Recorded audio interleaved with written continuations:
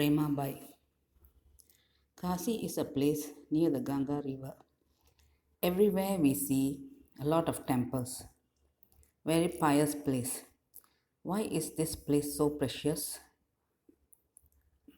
Finding for a nice place, Parameshwaran came here. He forgot himself and stayed here. Mahadeva is missing, so Brahma came to find him. He was also very amazed to see Kasi. He too stayed here. Behind him came Narayanan. He too stayed in Kasi. After that, all the other lords followed them and stayed in this place. People who live in Kasi does not have a rebirth. People who are old or getting old, who do not want to be reborn, come to Kasi, worship our Maha Vishwanathan and Visalachi Amman, and wait for their turn to die. Here in Kasi, Premabai was very poor. From young age, she was devoted to Kannan. Wherever there is storytelling, she will be the first place and she will be in the first row listening to the stories. She will run to the place and find a place for herself. She was so happy and she will always listen to the stories. Not long later, marriage took place for her. A suitable person was found and marriage took place. She was not feeling sad. She was only a bit sad because her husband was not with good character and he was not a good person, but he was a sick person. She was not angry with her parents for choosing him. After listening to Kannan's stories, her heart was matured, so she believed in karma. By God's gift, she got a beautiful baby boy. From young, she heard stories from Ramayana and Mahabharata. She gave her son name Ramakrishnan, joining the name Rama and Krishna. Like mother, Ramakrishna was clever and beautiful. He was very devoted and genius. When Premabai went to temple, she would always take her son to listen to the stories of God. When Ramakrishna was 10 years old, his father passed away. Premabai was not heartbroken. All is the work of our Kannan Leelas. Who can change it? She let her heart adjust itself. She worked in 4 or 5 houses and found food for her family. Morning and evening, she would take her son to the temple to listen to Bhagavatam, like mother, like son. Ramakrishnan also had good habits and well mannered. The food given in the houses she worked, she would always put in front of Hari and pray, and after showing Deepam, then only she will take her food. She would later talk about the story she heard and then go to sleep. Even though she worked, she would always give food for people who asked, like our devotees.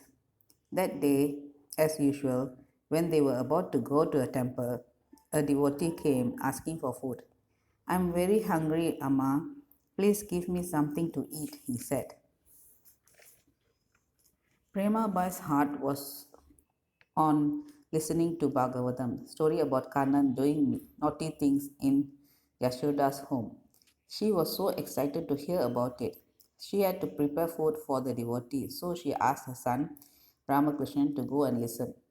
Even though her heart and mind was always thinking about the stories, she cooked a delicious food and gave to the devotee. He wished her well and left happily. Later, Ramakrishna came home and she said, Come, Ramakrishna, I have left food left from cooking for the devotee. You can have it now. The son asked, For you, mom? Her son asked, and then she said, Let us both have the food. After eating, tell me the story you heard. I'm waiting to listen. I will come soon after washing my hands and legs. Both ate, and Prema cleaned the place. They sat at the veranda and had a nice breeze. The sky was bright with moon and stars. What story did you hear from Bhagavatam today? Out of 12 chapters, he said about the 10th chapter of Kannan, Leela's mom. At young age, Krishna did a lot of things.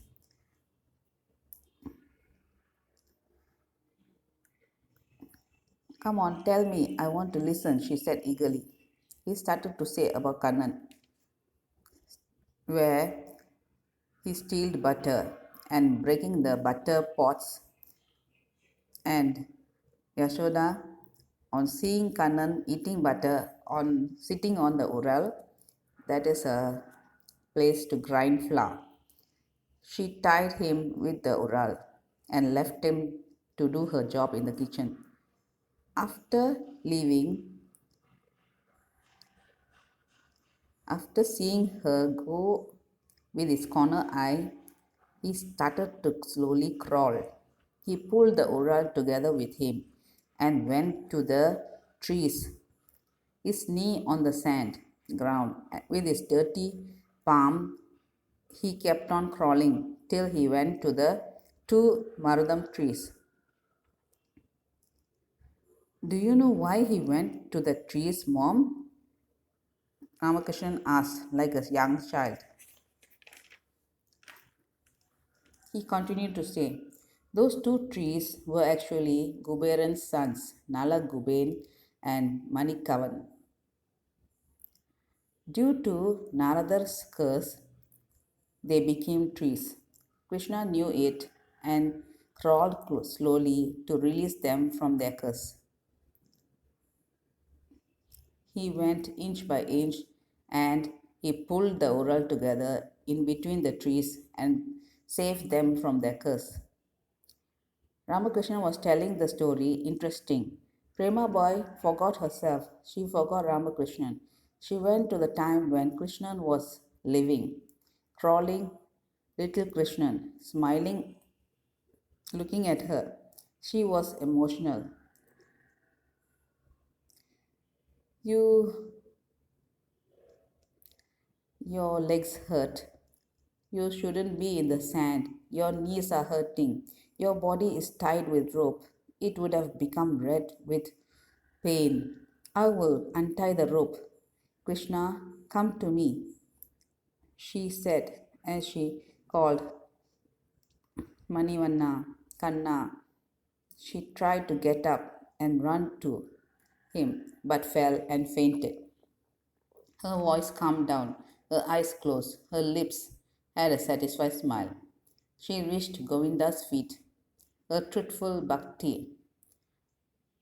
God will never leave them alone. God will come to take them with him.